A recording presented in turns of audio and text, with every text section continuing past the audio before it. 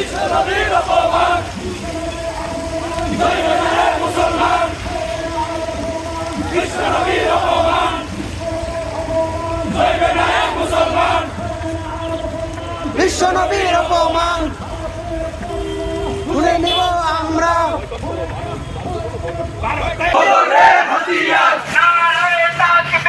আল্লাহু আকবার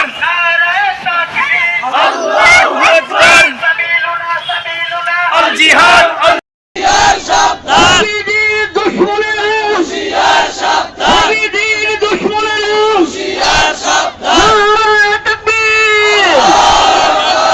এখন আপনাদের সামনে মূল্যবান বক্তব্য পেশ করবেন আমাদের সাতগাঁও মাদ্রাসার মুহতামিম হেফাজত ইসলাম বাংলাদেশ ঢাকা কেরানীগঞ্জের নায়েবে আমির জনাব আলহাজ হযরত মাওলানা মুফতি পারে পৃথিবীর মুসলমান হাসতে হাসতে নবীর সম্মান রক্ষার্থে প্রাণ দিতে পারে।